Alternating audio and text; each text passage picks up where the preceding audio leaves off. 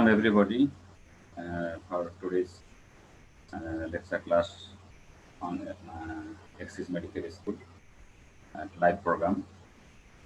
আশা করি সবাই যার যার অবস্থানে ভালো আছো।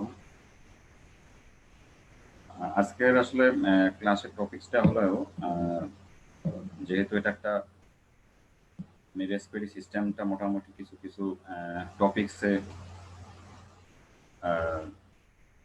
কথা বলেছি এবং অ্যাপ্রোচগুলোর কথা বলেছি। একটা ডিজিজ সম্পর্কে কথা বলা হয়েছে, যেমন পোলালিফিকেশন সম্পর্কে বলা হয়েছে। তো আজকে আমরা ইনভেস্টিগেশন যে আছে রেসপিরেটরি সিস্টেমের এইটা নিয়ে একটু মোটামুটি কথা বলবো। এই ইনভেস্টিগেশন রেসপিরেটরি সিস্টেমের টোটাল মানে মোটামুটি ডিজিজগুলো যতটুকু কভার করা যায় আর কি, পুরোটা হয়তো যাবে না, যতটুকু করা যায় আমি সেভাবেই ইয়া করব। আশা করি কিছুটা হলেও উপকার হইতে পারে। তো নাও start investigation of respiratory system. তা আমরা সবসময় যে কোনো ডিজিজ ডায়াগনোসিস করার তো আসলে ফাইনাল পাথওয়েটা হচ্ছে তো ইনভেস্টিগেশন। তো এই ইনভেস্টিগেশনের ক্ষেত্রে আমরা সবসময় কিছু রুটিন টেস্ট করতে চাই আর কি, যে কোনো মানে ইয়ার কথা আর কি, যে আমরা রুটিন টেস্ট কিছু করব। এই রুটিন টেস্টের মধ্যে যেমন একটা আমরা সবসময় বলি যে ব্লাড ফর বা সিবিসি একটা, বা blood for total count, depression count, ESR, haemoglobin percent. আমরা একটা সিবিসি একটা খুব ছোট্ট পরীক্ষা, বাট অনেক informative. It is informative of many diseases, and it is a first-line investigation or mandatory investigation of most of the diseases. So, at first come to the CBC. The CBC তে আমরা তো জানি যে একটা haemoglobin percentage একটা দেখা হয়। তাহলে হিমোগ্লোবিন পার্সেন্টেজ এখানে কেন রেসপিরেটরি সিস্টেমের জন্য ইম্পর্টেন্ট? একটা হলো যে আমরা অ্যানিমিয়াটা দেখতে পারি। তাহলে অ্যানিমিয়া হওয়ার কারণ তো আছেই, যে একটা তো ম্যালিগনেন্সি হলে তো অ্যানিমিয়া হয়, তাছাড়া একটা টিউবারক্লোসিসও হতে পারে, বা যে কোনো ক্রনিক ইলনেসেও হতে পারে। নিউট্রিশনাল ডেফিসিয়েন্সি হলেও তো অ্যানিমিয়া হতে পারে, সেটা রেসপিরেটরি সিস্টেম অথবা যে কোনো সিস্টেমের যদি ক্রনিক কোনো ডিজিজ হয় সেখানেও অ্যানিমিয়া হতে পারে। তবে এখানে আরেকটা টার্ম আছে পলিসাইথেমিয়া, যেটা আমরা সিওপিডি পেশেন্টের ক্ষেত্রে কিন্তু অবজার্ভ করতে পারি। কারণ সিওপিডি পেশেন্টগুলো ক্রনিক হাইপোক্সিমিয়াতে থাকে, যার ফলে সেখানে কিছু ইলেকট্রোপয়েটিন স্টিমুলেন্ট হয় এবং আস্তে আস্তে এটা তোমার পলিসাইথেমিয়া করে। তাহলে এখানে একটা জিনিস খেয়াল করতে হবে, যদি কোনো সিওপিডির পেশেন্টের, এবং আমরা জানি কি যে সিওপিডি পেশেন্টের কাদের হয়, স্মোকারদের হয়, ইউজুয়ালি মেল পেশেন্টদের হয়, এজেড পার্সনদের হয়, মানে actually after 40 years of age সাধারণত সিওপিডি হয়। তাহলে এরকম একটা স্মোকারের পেশেন্ট, এজেড পার্সন এবং মেল পার্সন যদি আমরা ইউজুয়াল ফাইন্ডিং হচ্ছে পলিসাইথেমিয়া, কিন্তু কোনো কারণে পলিসাইথেমিয়া না পেয়ে যদি সিওপিডি পেশেন্টে যদি আমরা আবার অ্যানিমিয়া পাই, তখন চিন্তা করতে হবে যে এই পেশেন্টটা হয়তো বা তার মধ্যে কোনো আন্ডারলাইং লাং ম্যালিগনেন্সি দেখা দিতে পারে। কারণ যেহেতু সে স্মোকার, যেহেতু সে মেল পেশেন্ট, যেহেতু সে এজেড পার্সন, এই জন্য সবসময় সিওপিডি পেশেন্টের ইউজুয়াল ফাইন্ডিং হচ্ছে polycythaemia. But if there is anaemia, so you should suspect there may be underlying lung malignancy, as it is there is a positive factor as a smoker as well as male person, aged person. তিনটা risk factor আছে for lung malignancy. So this is important. Common finding polycythemia may be anemia. If anemia in COPD patient, think about other etiology along with COPD. আমরা ESR তো একটা খুব common, যে কোনো infection এটা বাড়ে, তবে অনেক বেশি বাড়ে হলো টিউবারক্লোসিস এবং নিউমোনিয়াতে। ম্যালিগনেন্সি তো হাই হয়, তবে ভেরি হাই হচ্ছে টিউবারক্লোসিস, এটা আমরা প্রায় সময় পাই, মোর দেন 100 পাওয়া যায় ইএসআর। তাহলে যে কোনো ইনফেকশনে অথবা ম্যালিগনেন্সিতে, রেসপিরেটরি সিস্টেমের যে কোনো ইনফেকশন বা ম্যালিগনেন্সিতে ESR may be very high or high. আমরা যদি টোটাল কাউন্টটা দেখি, তা সেক্ষেত্রে ইউজুয়াল ফাইন্ডিং হচ্ছে লিউকোসাইটোসিস। লিউকোসাইটোসিস নিউমোনিয়াতে হতে পারে, আবার ভেরি নিউমোনিয়া মানে যেটা নিউমোনিয়া অনেক সময় যদি গ্রেভ কন্ডিশনে হয় বা পোর প্রগনোস্টিক ফ্যাক্টরের মধ্যে কিন্তু একটা লিউকোপেনিয়াও কিন্তু কথা বলা আছে, যে লেস দেন 4000 হলেও কিন্তু এটাও বলতে হবে যে একটা সিভিয়ার নিউমোনিয়া হতে পারে, অথবা যদি 20,000-এর বেশি হয় সেটাও কিন্তু একটা খারাপ কন্ডিশন হয় নিউমোনিয়া। তাহলে নিউমোনিয়াতে আমাদের লিউকোসাইটোসিসও হতে পারে, ইভেন লিউকোপেনিয়াও হতে পারে। আর অ্যাজমা সিওপিডিতে ইউজুয়ালি তেমন লিউকোসাইটোসিস ইউজুয়ালি হয় না, আনলেস আদারওয়াইজ যদি কনকমিটেন্ট কোনো রেসপিরেটরি ট্র্যাক্ট ইনফেকশন না থাকে। রেসপিরেটরি ট্র্যাক্ট ইনফেকশন হলে তখন অ্যাজমার এক্সাজারবেট হয়, সিওপিডিও এক্সাজারবেশন হয়। এই সময় কিন্তু নিউট্রোফিলিক লিউকোসাইটোসিস হতে পারে। আর লিম্ফোপেনিয়া কিন্তু একটা usual finding of sarcoidosis. Sarcoidosis একটা তো আমরা জানি যে একটা multi system granulomatous disease of unknown aetiology. এটা রেসপিরেটরি সিস্টেমের চ্যাপ্টারের মধ্যেই আছে সার্কয়েডোসিস সম্পর্কে বলা। পরবর্তীতে আমি কিছু এক্সরেও দেখাবো। তো এখানে লিম্ফোপেনিয়া হয়। আর একটা জিনিস হচ্ছে যে ব্রঙ্কিয়াল অ্যাজমার পেশেন্টরা সবসময় আমরা কিন্তু খেয়াল করবো ইসনোফিল কাউন্টে কিন্তু দেখতে হবে। Most of the bronchial asthma patient আর অ্যালার্জিক রাইনাইটিস পেশেন্ট ইসনোফিল কাউন্টে কিন্তু বেড়ে যায়। তাহলে এটাও কিন্তু খেয়াল করতে হবে। ছোট ছোট জিনিস, বাট এটা খেয়াল করার কিন্তু অনেক স্কোপ আছে। আমরা যেহেতু ব্লাডের মধ্যেই কথা বলতেছি, আমরা কিন্তু রেসপিরেটরি সিস্টেমের মেইন যেটা এক্সরে বা এই সিটি স্ক্যান সেটা কিন্তু পরে কথা বলবো। আমরা আসলে রুটিন টেস্টের কথা কিছু বলতেছি। যেহেতু আমরা ব্লাডের টেস্ট করতে দিব, সেজন্য আমরা কিছু ফাইন্ডিংস দেখবো যে অন্যান্য কনকমিটেন্ট কোনো তার ডিজিজ আছে কিনা অ্যালং উইথ রেসপিরেটরি ডিজিজ। যেমন আমরা ব্লাড সুগারটা দেখবো। এখানে কেন দেখবো? যে একটা হতে পারে ডায়াবেটিক পেশেন্ট যদি হয়, ডায়াবেটিক পেশেন্টের যেমন টিউবারকুলোসিস হওয়ার একটা চান্স বেশি, ইভেন নিউমোনিয়া হওয়ার চান্স বেশি, ইভেন লাং অ্যাবসেস হওয়ার চান্স বেশি। তাহলে আমাকে একটা তার কোমরবিড কন্ডিশন হিসেবে ব্লাড সুগারটা দেখতে হবে। এটা আমাদের ট্রিটমেন্টের ক্ষেত্রে অনেক কাজে লাগবে। তাহলে আমাকে এটা ব্লাড সুগার দেখতেই হবে। এটা একটা রুটিন টেস্টের মতো। সিরাম ক্রিয়েটিনিন, সিরাম ক্রিয়েটিন একটা হলো যে কমপ্লিশন হতে পারে সিরাম ক্রিয়েটিন অথবা ইউরিয়া, এটা বেড়ে যেতে পারে। যেমন আমাদের নিউমোনিয়াটা কমপ্লিশন চিন্তা করি, অনেক সময় মাল্টি অর্গান ফেইলিওর হয়, হ্যাঁ, সেখানে কিন্তু সিরাম ক্রিয়েটিন লেভেল বা ইউরিয়া লেভেল বাড়তে পারে। তখন কিন্তু এই ক্রিয়েটিনিনটা একটা হচ্ছে টু সি দা কমপ্লিকেশন। এবং আমরা যদি কোনো ড্রাগ আবার তার ইউজ করি, যেমন ধরো যে যদি আমরা পালমোনারি টিবির ক্ষেত্রে যদি আমরা এনজিটিভি ড্রাগ দিই, তাহলে সেখানে আমার রেনাল ফাংশনটা কিন্তু দেখতে হবে। তাহলে এই জন্য আমরা সিরাম ক্রিয়েটিনটা কিন্তু রুটিন টেস্ট বায়োকেমিক্যাল টেস্ট হিসাবে গ্রহণ করব। আর হচ্ছে লিভার ফাংশন টেস্ট দেখা হয় ওই একইভাবে, যে এখানেও মাল্টি অর্গান ফেইলিওর হিসাবে লিভার এফেক্ট হতে পারে, অথবা কোনো মেটাস্টেসিস যদি হয় লিভারে ফ্রম লাং ম্যালিগনেন্সি, সেখানেও লিভার ফাংশন ইম্পেয়ার্ড হতে পারে। অথবা আমরা যে কোনো ট্রিটমেন্ট দেই, as per pulmonary TB treatment যদি দেই, বা যে কোনো কেমোথেরাপি যদি দেই বা রেডিওথেরাপি দেই, সেখানেও আমাকে লিভার ফাংশন টেস্টটা দেখতে হবে। তাহলে রুটিন বায়োকেমিস্ট্রি হিসাবে অনেক সময় আমরা এই যে এসজিপিটি বেশি পাইতে পারি, ক্রিয়েটিন বেশি পাইতে পারি ইন কেস অফ নিউমোনিয়ার পেশেন্ট, সেটা আমাদেরকে এইভাবে বায়োকেমিক্যাল টেস্টের মধ্যেই তা রাখতে হবে। ব্লাড টেস্টের মধ্যে একটা হচ্ছে ডি ডাইমার লেভেল। আমরা জানি যে রিসেন্টলি আমরা এই কোভিড পেশেন্টের ক্ষেত্রে ডি ডাইমার একটা ইম্পর্টেন্ট মার্কার। কারণ ডি ডাইমার যদি বেশি হয়, তাকে আমরা তখন পালমোনারি এম্বলিজম অথবা হচ্ছে যে তার সাইটোকাইন স্টর্মের দিকে যাচ্ছে কিনা, মানে আমরা একটা কোগুলেশন ক্যাসকেড দেখার জন্য আমাদের ডি ডাইমার লেভেলটা কিন্তু দেখা হয়, টু ডিটেক্ট ইন্ট্রাভাস্কুলার কোগুলেশন। এটা একটা ইম্পর্টেন্ট টেস্ট, এটা আমরা দেখতে পারি। আদার কিছু ইনভেস্টিগেশন আমরা যদিও সচরাচর করি না, আসলে it depends upon the patient condition, patient disease, aetiology of underlying aetiology of disease. এটা যখন চিন্তা করি তখন কিন্তু আমরা এই ধরুন কিছু ইনভেস্টিগেশনগুলো অ্যাডভাইস করবো।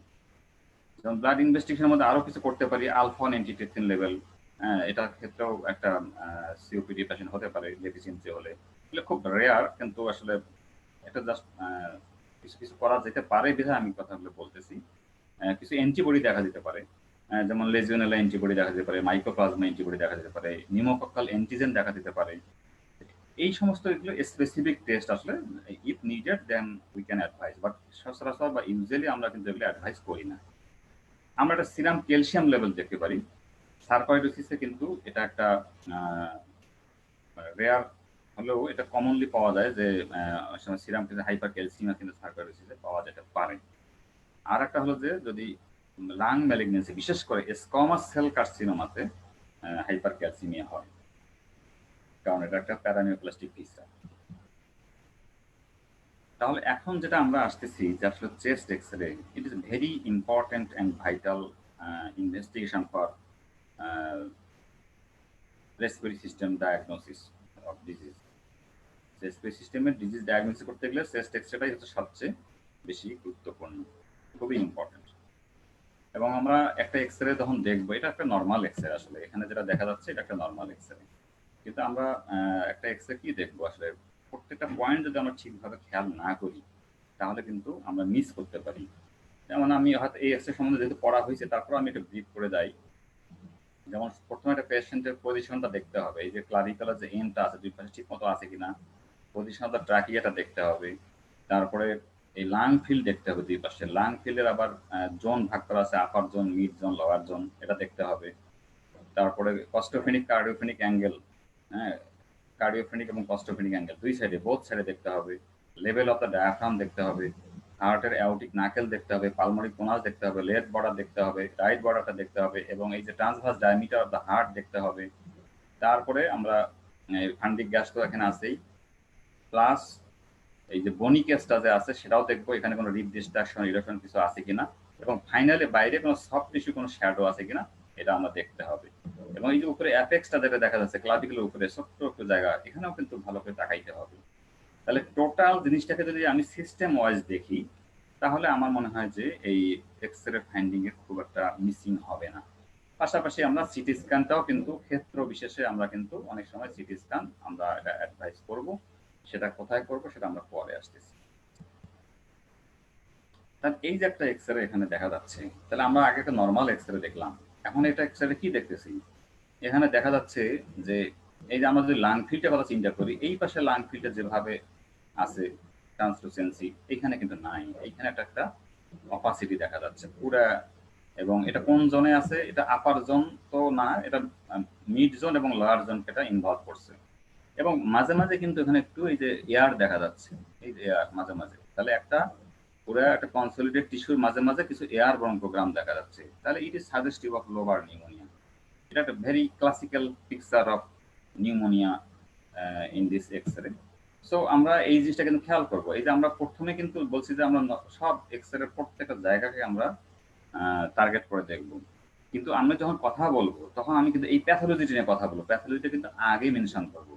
তাহলে there is a homogeneous opacity involving in the কোথায়, in left side of the lung field, এই মানে part of the mid zone এবং whole of the lower zone, এই কথাটা বলে নিতে হবে। এবং there is a air bronchogram in this shadow, অথবা কেউ বলতে পারে partly homogeneous partly non homogeneous opacity, এভাবে বলা যেতে পারে। তবে এটা হলো কনসিডারেশন, যেহেতু এটা একটা দেখেই টিপিক্যাল কনসিডারেশনের একটা পিকচার, এটা বলতে হবে। এটা বলে নেওয়ার পরে তারপরে আমাদের অন্যান্য কথাগুলো বলতে হবে যে other lung field is clear, right cardiophrenic costophrenic angle is clear, trachea is centre in position, bony cage soft shadow is normal, এই যা যা আছে বাকি নর্মাল শেষ কথা, মানে প্যাথোলজিটা কিন্তু আগে বলতে হবে। আর দেখার সময় হচ্ছে নর্মাল এক্সরে দেখার সময় আমরা এমনি নর্মালি প্রত্যেকটা সিস্টেম ওয়াইজ দেখবো, বাট এক্সরে বর্ণনা যখন করবো প্যাথোলজি জিনিসটাই কিন্তু আগে আনতে হবে। তাহলে এরকম একটা এক্সরে, টিপিক্যাল এক্সরে অনেক সময় আমরা দিয়ে জিজ্ঞাসা করি যে আমরা যদি এখানে এক্সরে বসাই কি পাইতে পারি। কারণ আমি এটা আগেও বলছি যে আমার এখানে একটা ব্রঙ্কিয়াল বেসন পাবো, এবং এখানে ভোকাল রেজোনেন্সটা ইনক্রিজ করবে, এবং there maybe pleural rub, there maybe crepitation in resolution ফেজে পাওয়া যেতে পারে। তাহলে এটা অনেক সময় জিজ্ঞাসা করা হয় একটা ভাইবার টেবিল। তাহলে it is a classical picture of lobar pneumonia. এখানে একটা দেখা যাচ্ছে, এটা এক ধরনের নিউমোনিয়া, বাট এখানে একটু পেসি পেসি পেসি আর কি, সেগমেন্টাল শ্যাডোইং আছে, এটা মানে দুই পাশে দেখা যাচ্ছে। হ্যাঁ, তাহলে এই ধরনের এটাও পাওয়া যায়, এটাও কিন্তু এক ধরনের বঙ্ক নিউমোনিয়া, আসলে এটা একটা নিউমোনিয়ার পিকচার। তাহলে এভাবে আমরা এটা আমরা বর্ণনা করতে পারি, দেখতে পারি। এবং অনেক সময় নিউমোনিয়া থেকে কি হয়, নিউমোনিয়াতে কিন্তু কমপ্লিকেশনও দেখা দিতে পারে, যেমন আমরা বলি না যে প্যারানিউমোনিক ইকুয়েশন। তাহলে এই ইকুয়েশনটা কিভাবে বুঝবো প্যারানিউমোনিক, কারণ এখানে একটা কনসলিউশন ফেজ আছে। কারণ ইকুয়েশন থাকলে সাধারণত কি হয়, ইউজুয়ালি একটা ক্রিসেন্টিক মার্জিন থাকলে থাকতে পারে, সব অনেক সময় থাকে না কিন্তু থাকতে পারে। আর এখানে যে আমরা কার্ডিওফেনিক কস্টোফেনিক অ্যাঙ্গেলটা কিন্তু দেখা যাচ্ছে না, অবলিটারেট হয়ে গেছে।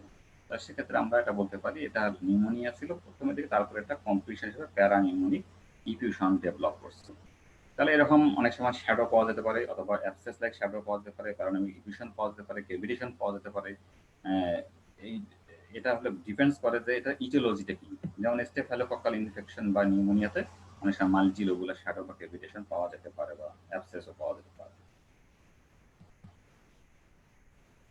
তাহলে একটা চেস্ট এক্সরে তো এটা কন্টিনিউয়াস যেহেতু চলতেছে, তাহলে আমরা টিউবারকুলোসিসের অনেকগুলো ফর্মে কিন্তু পাইতে পারি।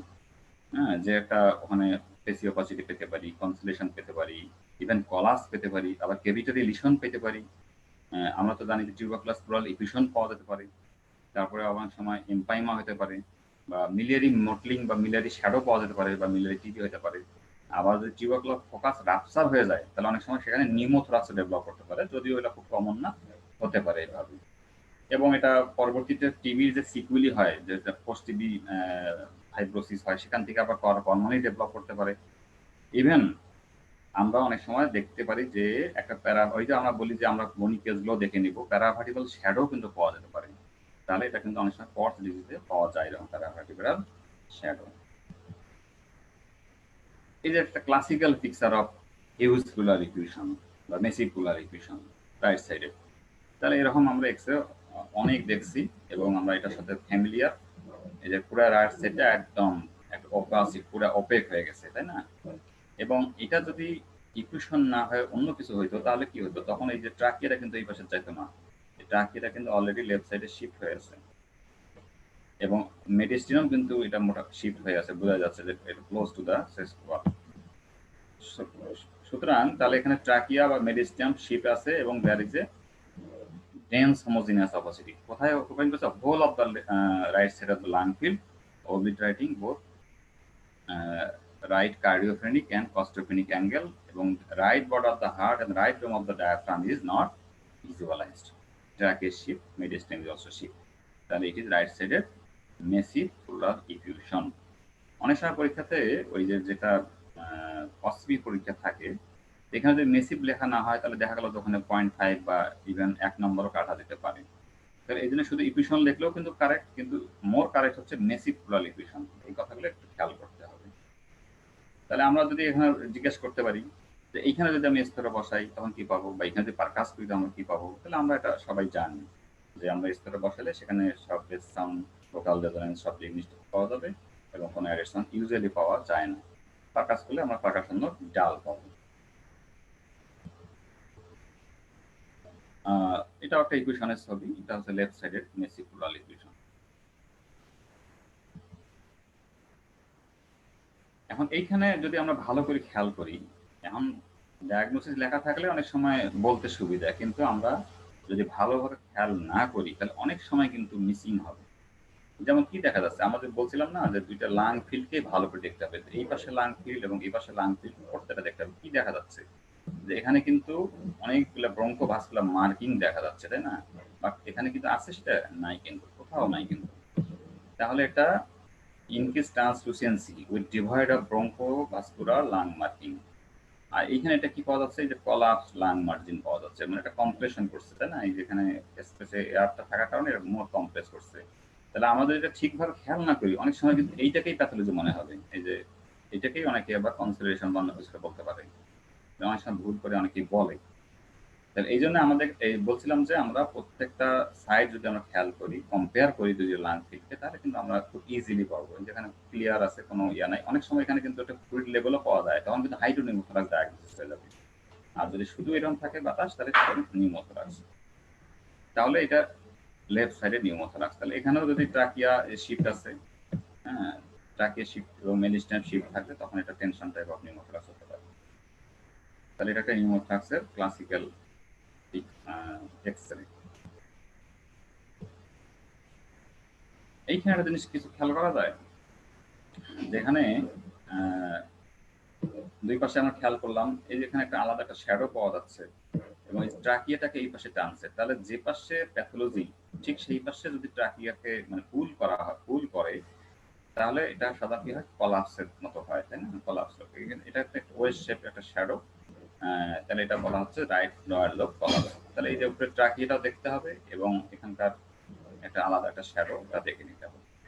অনেক সময় হার্টের পিছনে কোনো যদি প্যাথোলজি থাকে তো সেটা কিন্তু এইভাবে চেস্ট এক্স রে পিএর ভিউ করে কিন্তু পাওয়া যাবে না। সেক্ষেত্রে কি করতে হবে? ল্যাটারাল ভিউ করতে হবে দেখার জন্য প্যাথোলজিটা কি। মানে হার্টের ভিতর পিছনে থাকে অনেক সময় অনেক ধরনের প্যাথোলজি। এই যে এখানে পেসি অপাসিটি দেখা যাচ্ছে, কোথায় আছে? আপার জোনে পাওয়া যাচ্ছে, তাই না? তাহলে রাইট সাইডে একটা patchy opacity involving in the upper zone of the right lung. তাহলে এটাকে আমরা ইয়ে করতে পারি যে পালমোনারি টিউবারকুলোসিস হিসাবে। খুবই কমন এক্সরে এবং খুবই common disease in our country. এটা কি দেখা যাচ্ছে যে দুই পাশেই কিন্তু অনেকগুলো শ্যাডো, ছোট ছোট ছোট ছোট শ্যাডো পাওয়া যাচ্ছে, মিলিয়ারি শ্যাডো, এগুলোকে বলা হয় মিলিয়ারি শ্যাডো, মিলিয়ারি টিবি এটার এক্সরে। এটা আসলে অন্যান্য ডিফারেন্সিয়াল ডায়াগনোসিসও আসতে পারে, হ্যাঁ, যেমন হচ্ছে যে নিউমোকোনিয়াসিস বা হেমোসিডারোসিস অথবা হচ্ছে যে লিম্ফ্যানজাইটিস কার্সিনোমেটোসা, এই ধরনের অনেক কিছুই ডিফারেন্সিয়াল ডায়াগনোসিস আসতে পারে। তবে আমরা একটা মিলিয়ারি টিবিকে এটা আগে বলতে পারি, বা পালমোনারি ইসনোফিলিয়ার ইয়াতেও কিন্তু এরকম পাওয়া যায় আসলে।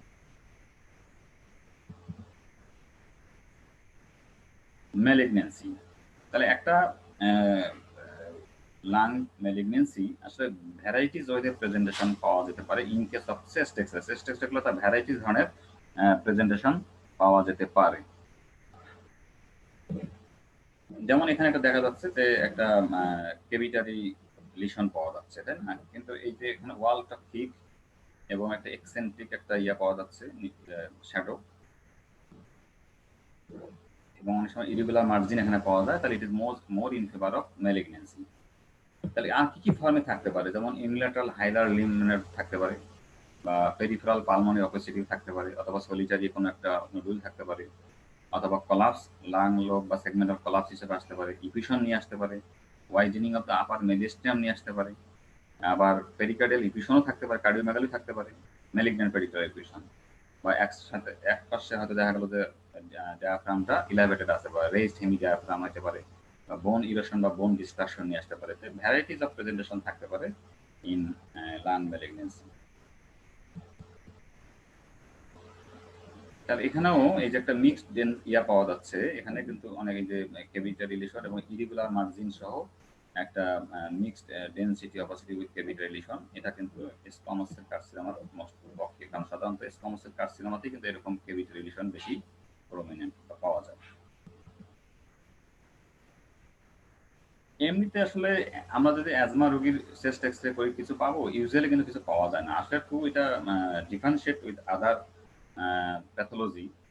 যেমন অনেক সময় কার্ডিয়াক অ্যাজমাকে যদি আমরা ব্রঙ্কিয়াল অ্যাজমার সঙ্গে মিলাইতে, মানে যাতে না ভুল করি সেজন্য আমরা অনেক সময় কিন্তু চেস্ট এক্সরে করি। তো এই চেস্ট এক্সরেতে তখন to exclude the other pathology or aetiology, এই জন্য আমরা অ্যাজমা পেশেন্টে কিন্তু আমরা এটা করতে পারি যে তার কার্ডিওমেগালি আছে কিনা বা কার্ডিয়াক কোনো ভালভুলার হার্ট ডিজিজ আছে কিনা সেটা দেখার জন্য। ওভারঅল কিন্তু অ্যাজমা পেশেন্টে ইউজুয়ালি কিন্তু normal chest X-ray usually normal পাওয়া যায়। তবে সামটাইমস এখানে কোনো কমপ্লিকেশন দেখা দিতে পারে, যেমন সিক্রেশন কিছু জমা হয়ে অ্যাজমা পেশেন্টে সেখানে একটা কলাপস হতে পারে, অথবা নিউমোথোরাক্সও ডেভেলপ করতে পারে, অথবা কিছুটা অ্যাসপারজিলোসিসের মতো ফিচার নিয়ে আসতে পারে। এরকম অনেক কিছু হতে পারে। তবে ইউজুয়ালি আমরা বলতে হবে অ্যাজমার পেশেন্ট কিন্তু চেস্ট এক্সরে করার মানে মোস্ট অফ দ্য পেশেন্ট কিন্তু নর্মাল থাকে চেস্ট এক্সরে। তবে সিওপিডিতে কিন্তু অনেক সময় চেঞ্জ পাওয়া যেতে পারে। যেমন এখানে hyperinflation of the lung field হয়, তো যার ফলে ডায়াফ্রামটা কেমন হয়? লো ফ্ল্যাট ডায়াফ্রাম হয়, এবং হার্ট শ্যাডোটা হয় টিউবুলার হার্ট শ্যাডো হয়। অনেক সময় ইনফাইসিমেটাস গুলা পাওয়া যেতে পারে। আর এছাড়াও কি হতে পারে যে অনেক সময় হার্টটা কিন্তু মানে কার্ডিওমেগালিও পাওয়া যেতে পারে, কারণ কখন? যদি সিওপিডি কমপ্লিশন হিসেবে পাওয়ার পালমোনালি ডেভেলপ করে। এই যেমন এই যেখানে একটা এক্সরে দেখা যাচ্ছে যে আমরা দুই পাশে কি মনে হচ্ছে যে অনেক মানে এই যে ডায়াফ্রামটা একদম নিচে নেমে গেছে মনে হচ্ছে। হ্যাঁ, এটা কাউন্ট করলে পাওয়া যাবে। এখানে আসলে কাউন্ট করাটা ইজি হচ্ছে না। যে সাধারণত এই পাশে যে অ্যান্টোরিয়র দ্য 6 রিবকে কাট করে হাইয়েস্ট ডোম অফ দ্য ডায়াফ্রামটা, তার নিচে থাকলে তখন এটাকে আমরা বলতে পারি লো, তারপর ফ্ল্যাট হয়ে গেলে ফ্ল্যাট ডায়াফ্রাম।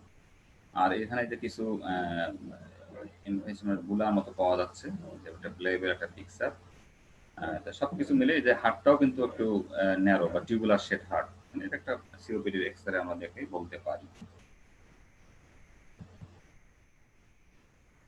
আরেকটা হলো যে ব্রঙ্কিয়াকটেসিস। হ্যাঁ, ব্রঙ্কিয়াকটেসিসের অনেক সময় চেস্ট এক্সরেতে পাওয়া যেতে পারে, তবে ব্রঙ্কিয়াকটেসিসের মোস্ট ইম্পর্টেন্ট ইনভেস্টিগেশন হচ্ছে CT scan of the chest, high resolution CT scan of the chest.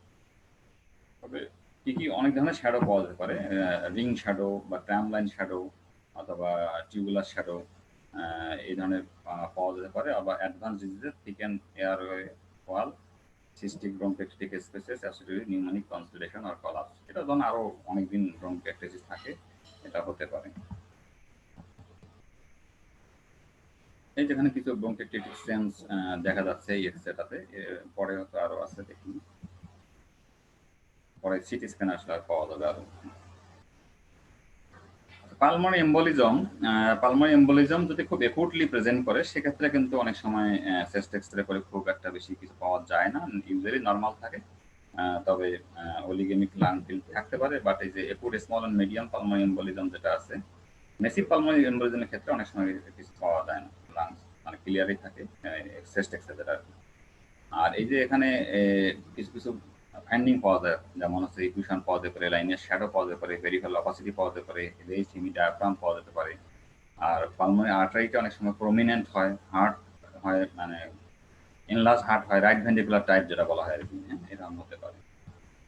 এই ছবিটার সাথে সবাই পরিচিত মোটামুটি, এটা ডেভিডসনের একটা পিকচার আছে, এরা এই যে বিভিন্ন ধরনের এখানে ফাইন্ডিং গুলো সহ, এটা একটা ডেভিডসনের পিকচার আর কি, সবাই আমরা জানি বা দেখছি। ডিফিউজ প্যারেনকাইমাল লাং ডিজিজ আছে, এরাও বিভিন্ন প্যাটার্নের হয়, রেটিকুলার শ্যাডো, নোডুলার শ্যাডো অথবা রেটিকুলো নোডুলার শ্যাডো বোধ পাওয়া যেতে পারে। এবং এরা সাধারণত লাংয়ের ভলিউমটা একটু কমে থাকে with reticulo nodular shadow, but maybe normal in early or limited disease. Early স্টেজে নর্মাল থাকে, কিন্তু পরবর্তীতে এটা ভলিউম কমে যায়। এবং এই সাধারণত ডিপিএলডি কোনো আন্ডারলাইন কানেক্টিভ ডিজিজের সাথেও থাকতে পারে, অথবা কোনো ড্রাগ হিস্ট্রিতেও হতে পারে, অথবা কোনো অকুপেশনের কারণেও কিন্তু হতে পারে, এরকম অকুপেশনাল লাং ডিজিজ হিসাবে। এই যে এখানে অনেকগুলো রেটিকুলো নেডুলার শ্যাডো, রেটিকুলো নেডুলার শ্যাডো বাইল্যাটারাল দুই পাশেই আছে আসলে, এটা একটা ডিপিএলডি এক্সরে। এখানেও কিন্তু আসলে সিটি স্ক্যানের রোল আছে। সার্কয়েডোসিসের আমরা যেহেতু আসলে ইনভেস্টিগেশন নিয়ে আলোচনা করতেছি, সেজন্য আমরা সার্কয়েডোসিস নিয়ে ডিজিজ নিয়ে আলোচনা করব না। এটা এক্সরে কি পাওয়া যেতে পারে, ইউজুয়ালি হচ্ছে বাইল্যাটারাল হাইলার লিম্ব অ্যাডেনোপ্যাথি পাওয়া যেতে পারে, সিমেট্রিক্যাল, এবং প্যারাট্রেকিয়াল নোডসগুলো অফেন এনলার্জড হয়, এটা স্টেজ 1। এটা আবার যখন এই লিম্ব অ্যাডেনোপ্যাথির সাথে যখন প্যারেনকাইমাল ইনফিল্ট্রেশন থাকে তখন স্টেজ 2। আর শুধু যদি প্যারেনকাইমাল ইনফিল্ট্রেশন থাকে বাট কোনো লিম্ব অ্যাডেনোপ্যাথি থাকে না, সেখানে স্টেজ 3 এবং লাস্টলে এবং অনেক অ্যাডভান্স স্টেজে পালমোনারি ফাইব্রোসিস পাওয়া যায়, স্টেজ 4। তাহলে এই যে এখানে দেখা যাচ্ছে যে এই যে এটা লিম্ব নট কিভাবে বোঝা যাবে, এই যে এটা লোবুলেটেড, এই যে একটা লোবুলেটেড, এই যে একটা লোবুলেটেড, এটা একটা লোবুলেটেড, বাইল্যাটারাল আছে না, বাইল্যাটারাল সিমেট্রিক্যাল, এবং এখানেও তাই। তাহলে এই জন্য এই লোবুলেটেড যদি থাকে এবং এটা বাইল্যাটারাল হয়, তাহলে ইউজুয়ালি সার্কয়েডোসিস একটা মাথায় রাখতে হবে। তবে আর কি কোথাও হতে পারে না, হ্যাঁ হতে পারে, যেমন লিম্ফোমাতে হতে পারে, ইভেন টিউবারক্লোসিসেও হতে পারে।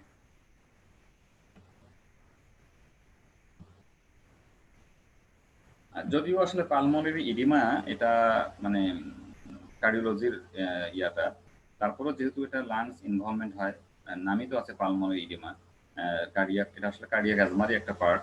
তারপরেও এই ধরনের এক্সরেও কিন্তু দেখা লাগবে, যেহেতু এই যে reticular shadowing of the alveolar oedema আছে, এবং এখানে কার্ডিওমেগালি পাওয়া যায়, কার্লিক বি লাইন পাওয়া যায়, এটা হচ্ছে পালমোনারি ইডিমার একটা এক্সরে।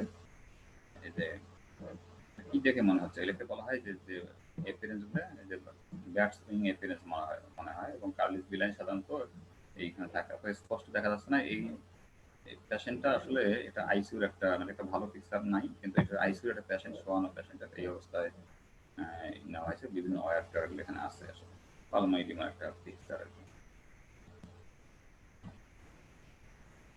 এখন আসলে সিটি স্ক্যান, তাই না, city scan of the chest. আসলে এই সিটি স্ক্যান কিন্তু ভালো একটা ইমেজ, এক্সেলেন্ট ইমেজ দেয়, কোথায় পুরো লাং প্যারেনকাইমাকে দেয়, তারপরে ওখানে যা মেডিস্টাল স্ট্রাকচার আছে বা লিম্ব নোড আছে, বা স্টেজিং পারপাজে, not only the diagnostic purpose, also use in staging purpose, এবং মেটাস্টেসিস হচ্ছে কিনা, বা কোনো লিম্ফ নোড ইনভলভমেন্ট আছে কিনা, বা মেডিস্টাল স্ট্রাকচারগুলো কি রকম, বা পুরা চেস্ট ওয়াল ইনভলভমেন্ট হচ্ছে কিনা, পুরা ইমেজ একটা কিন্তু ভালো একটা ইমেজ দেয় ডায়াগনস্টিক পারপাস, স্টেজিং পারপাস, এবং অনেক সময় সিটি গাইডেড নিডল বায়োপসি আমরা করে নিতে পারি। এই জন্য সিটি স্ক্যানটা খুব ইম্পর্টেন্ট। এবং এটার বিভিন্ন ইয়ে আছে, যেমন হচ্ছে হাই রেজুলেশন, তারপর হচ্ছে যে মাল্টি স্লাইস। এটা সিটি স্ক্যানের ক্লাস হয়েছে কিনা আমি জানি না, তবে অত ডিটেলস এখানে বলবো না। আমাদের সিটি স্ক্যানের যে টাইপগুলো সেটা করি। এবং আরেকটা যেটা হয় যে সিটি পালমোনারি এনজিওগ্রাফি করা হয়। আসলে পালমোনারি এনজিওগ্রাফি নামের মধ্যে আছে, যেটা পালমোনারি এম্বলিজম ডায়াগনোসিস করতে গেলে খুব একটা চুজেবল ইনভেস্টিগেশন, এবং পালমোনারি আর্টারিকে ভালোভাবে ভিজুয়ালাইজ করতে গেলে সিটি পালমোনারি এনজিওগ্রাফি করা হয়। সিটি স্ক্যানের অনেক রোল আছে, যেমন হচ্ছে যে অনেক সময় সিওপিডি পেশেন্টের যদি আমরা বিশেষ করে তার বুলা মানে খুব মানে sensitive test for detecting the বুলা, হ্যাঁ, এটা একটা আমরা দেখতে পারি। আর অনেক সময় সার্জিক্যাল কোনো যে লাং ভলিউম রিডাকশন আছে কিনা সার্জারির ক্ষেত্রে, সেক্ষেত্রেও কিন্তু এটা গাইড করতে পারে সিটি স্ক্যান। এখানে দেখা যাচ্ছে অনেক দেখা যাচ্ছে সিটি স্ক্যানের ভালো বোঝা যায়, যেটা হয়তো অনেক সময় এক্সরেতে ভালো পাওয়া যায় না। মেলিগনেন্সি তো অবশ্যই, এটা আমরা বলছিলাম যে may detect early mediastinal or metastatic spread and helpful for planning biopsy procedure. CT guided যে করা হয় পার্কিপিনাল বায়োপসি, সেটা আমরা দেখতে পাই। তবে সাধারণত সিটি গাইডেড এফএনএসি বা বায়োপসি, এই যে সমস্ত পেরিফেরাল লিশন আছে সেখানে আমরা করতে পারি, কিন্তু সেন্ট্রাল লিশনগুলোর ক্ষেত্রে কিন্তু it is A not suitable. মানে যদি আমরা বায়োপসি করতে চাই মানে এফএনএসি নিতে চাই, তাহলে সেটা কিন্তু it is not possible or not feasible.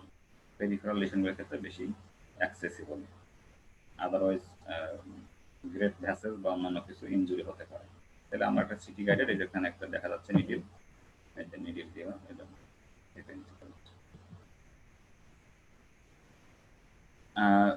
এটা হলো সিটি স্ক্যানের একটা মানে ছবি।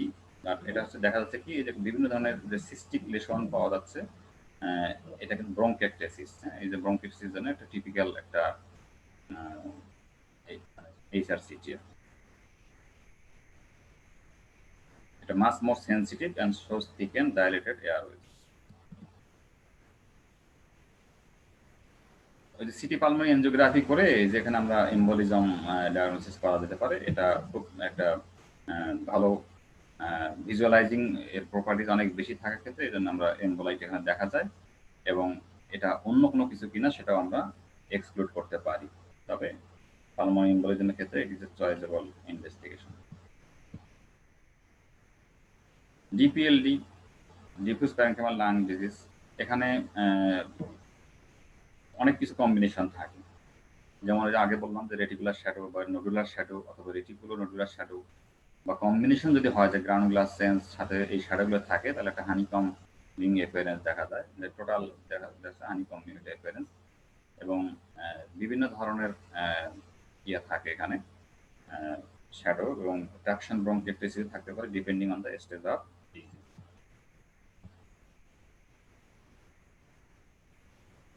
এখানেও যে দেখা যাচ্ছে যে কিছু রেটিকুলোনোডুলার অপাসিটিস, মানে একটা সার্কোইডোসিসের একটা সিটি স্ক্যান আর কি।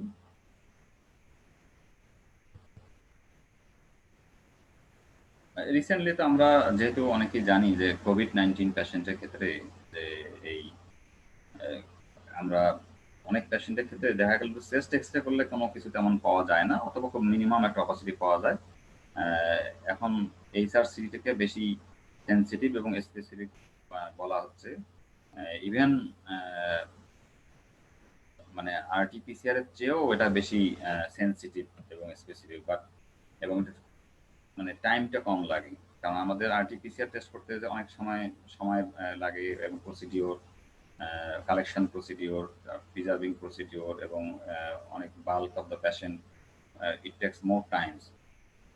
দ্যাটস ওয়াই, বাট কনফার্ম বলতে গেলে তো অবশ্যই আরটিপিসিআর করতে হবে, কিন্তু আমরা এইচআরসিটি টেস্ট করেও কিন্তু এরকম আমরা গ্রাউন্ড গ্লাস অ্যাপিয়ারেন্স পেরিফেরি মানে বিশেষ করে সাধারণত পেরিফেরিতে বোথ লাংসেই পাওয়া যায় ইনভলভমেন্ট, এবং কত পার্সেন্ট লাং ইনভলভ হয় না হয় এখানে কিন্তু আমাদের সুন্দর করে দেখা যাচ্ছে। এটা এইচআরসিটি অফ কোভিড-19।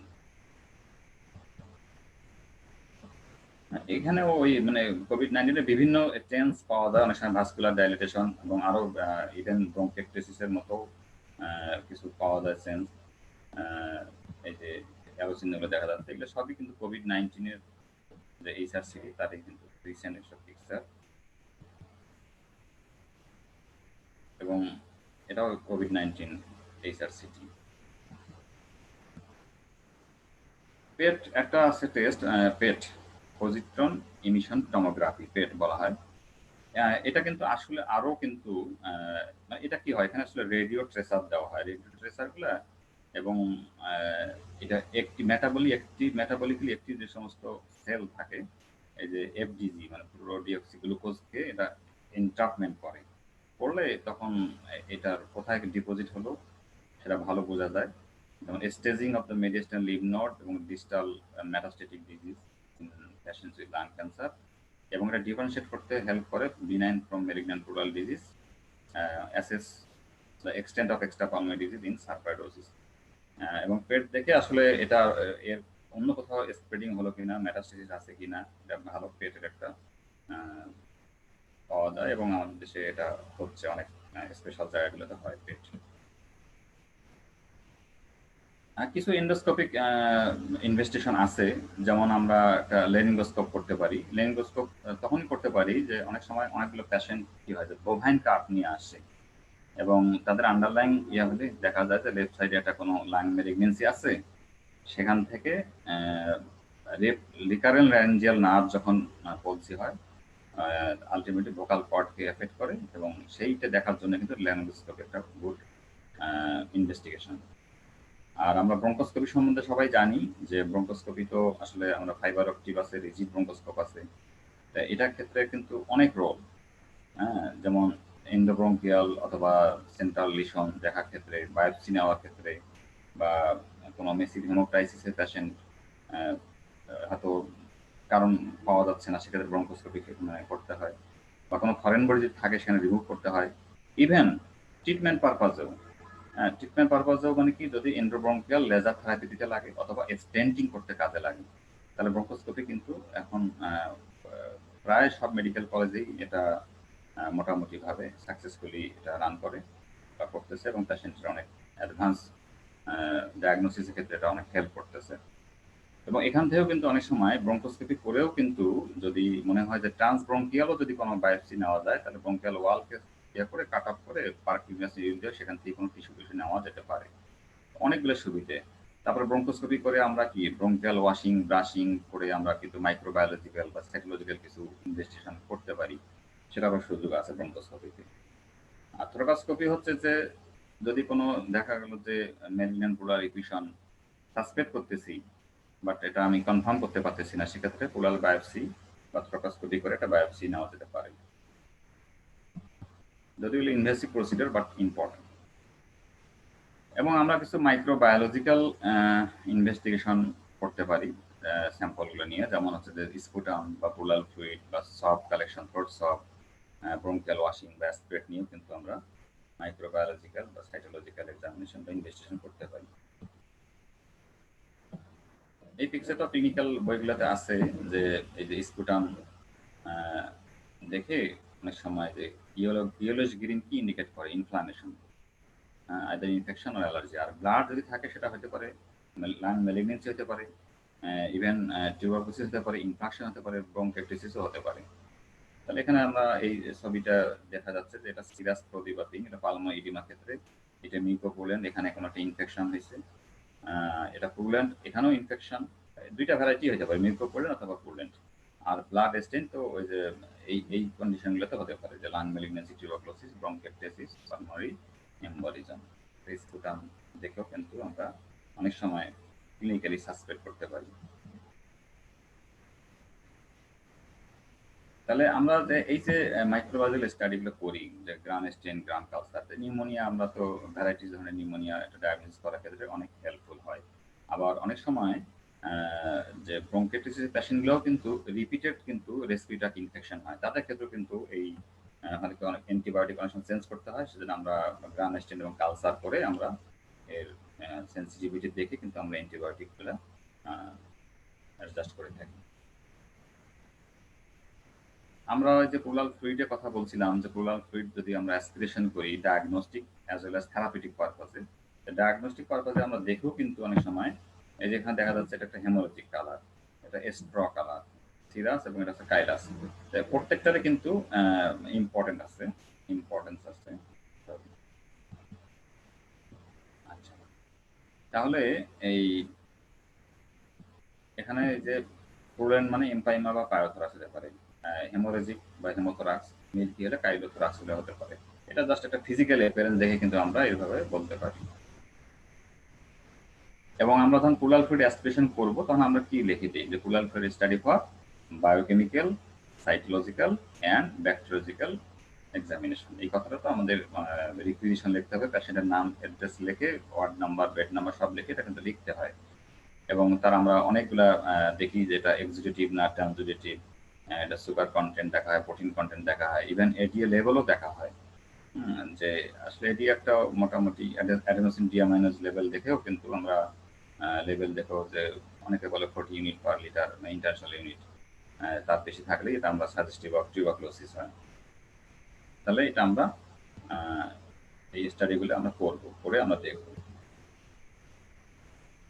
এবং ওই যে প্লুরাল বায়োপসি, যদি প্লুরাল ইকুয়েশনে অনেক সময় কারণ খুঁজে না পাওয়া গেলে তখন তার বায়োপসিটা করতে হয়, অনেক সময় পাওয়া যায় না আনলিক, সেক্ষেত্রে আমরা 80% পজিটিভ পাওয়া যায় ইন কেস অফ টিউবারকুলোসিস পাওয়া যেতে পারে, আর মেলিগনেন্সির ক্ষেত্রে 40% পজিটিভ ফর মেলিগনেন্ট সেল।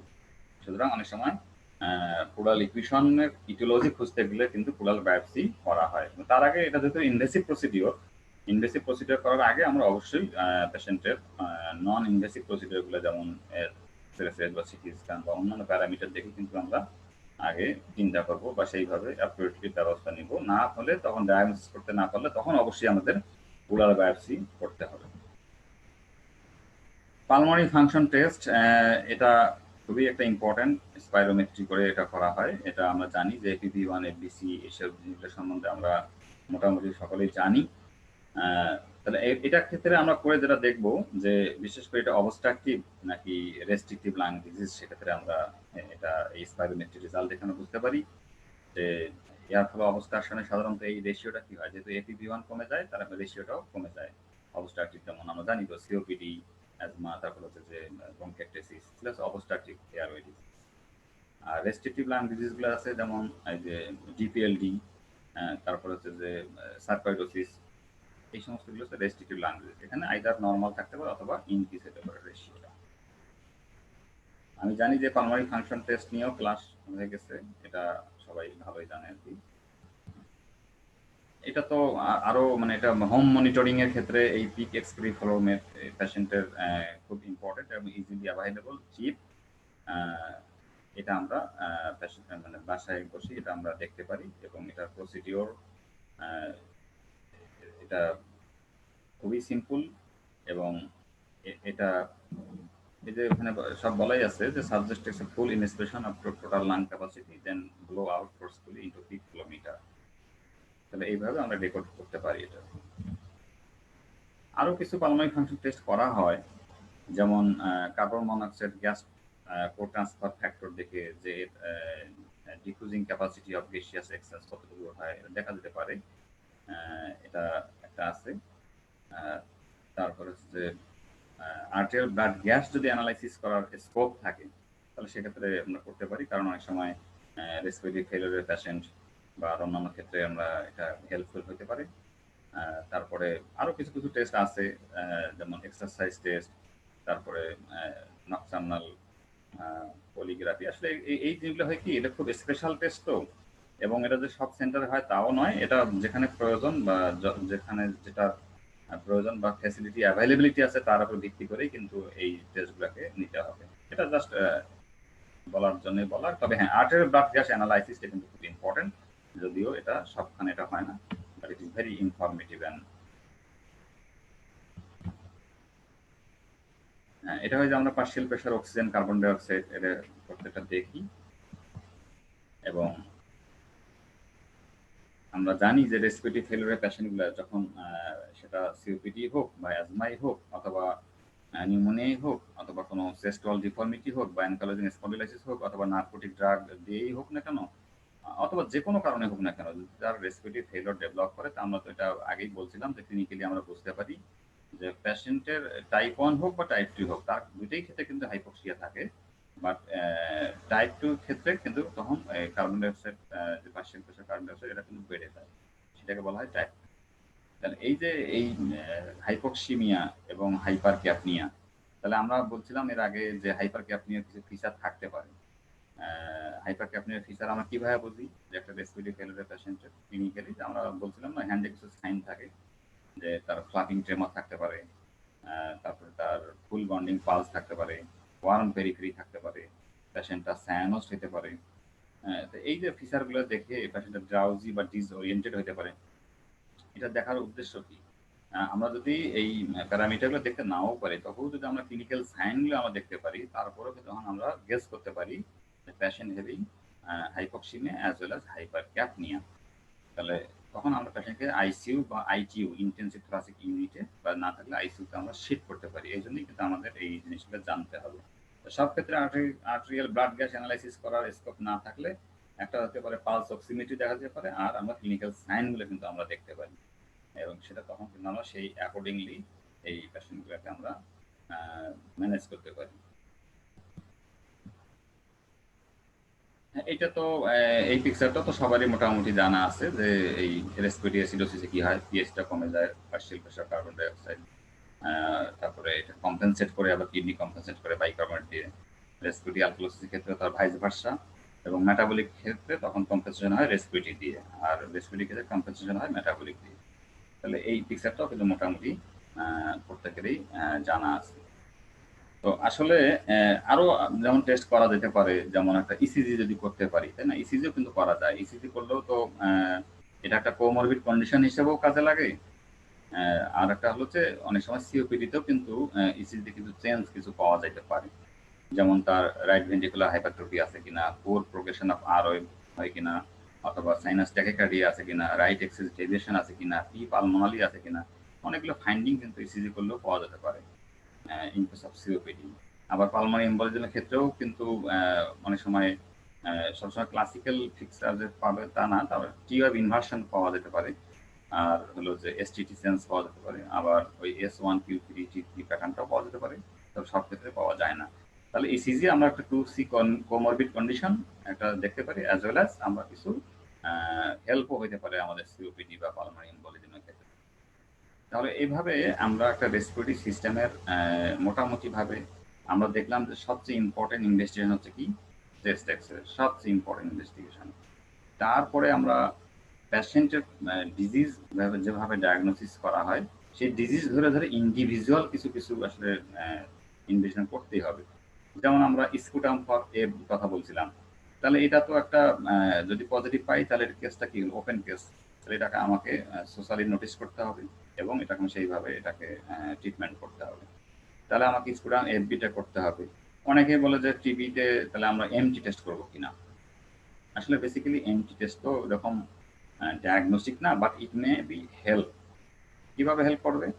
যে একটা পেশেন্টের অনেক সময় লিম্ফ্যাডেনোপ্যাথি আছে, হয়তো এমন জায়গায় আছে যে অ্যাপ্রোচেবল লিম্ফ নোডগুলো সেইভাবে বায়োপসি করার মতো না বা এফএনসি করার মতো না। তাহলে সেক্ষেত্রে এটা কি লিম্ফোমা নাকি এটা আমাদের টিউবারকুলোসিস, লিম্ফ্যাডেনাইটিস, সেক্ষেত্রে তখন কিছু হেল্প করার জন্য অনেক সময় এমটি একটা সাজেস্টিভ হিসেবে হতে পারে। তো ইউজুয়ালি এমটি কিন্তু আসলে এটা কি ডিটেক্ট করে যে একটা কোনো পেশেন্ট যদি ইনফেক্টেড হয়, নট ডিজিজ, সেই ইনফেকশনটাকে অনেক সময় এটা রিপ্রেজেন্ট করে। তার মানে এমটি পজিটিভ মানেই যে সে টিবি আছে তা না, ইট ইজ জাস্ট হেল্প, বা ইট ইজ নট এ কনফার্মেটিভ, বা ইট is not a usually practice routinely. তাহলে আমরা একটা এমটি টেস্ট করতে পারি, স্পুটাম এফডি করতে পারি। তাহলে এইভাবে আমাকে চিন্তা করতে হবে যে আমি আসলে ডিজিজটা কি, এবং আমি আসলে কোন পরীক্ষাগুলো করব।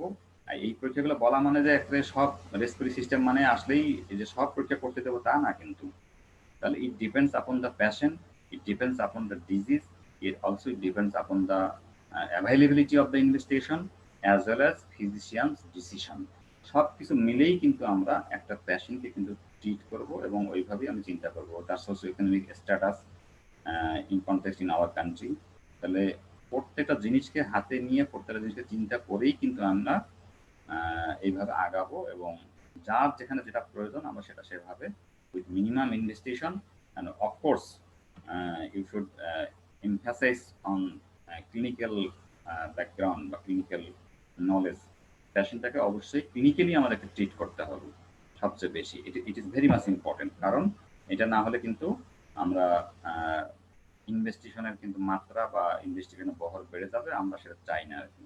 আমাদের দেশের প্রেক্ষাপটে যতটুকু কম করেই পেশেন্টকে আমরা কমফোর্ট দিতে পারি সেইটাও মাথায় রাখ।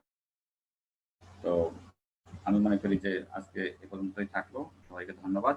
এখন কারো যদি কোনো কোশ্চেন থাকে আমি দেখতেছি, তারপরে সেইভাবে তখন অ্যান্সার করার চেষ্টা করব।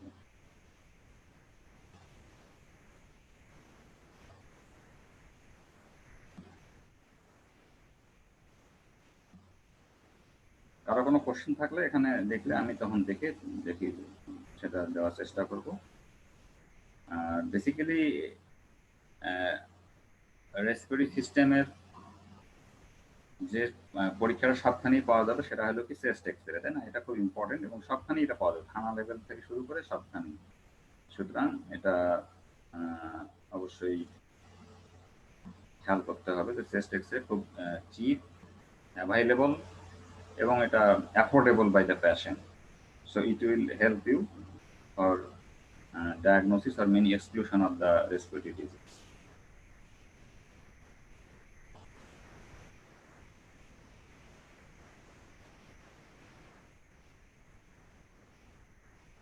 কোনো কোশ্চেন থাকলে আমি দেখি কমেন্টে কোনো কোশ্চেন কেউ করছেন কিনা, বুঝতে পারতেছি না।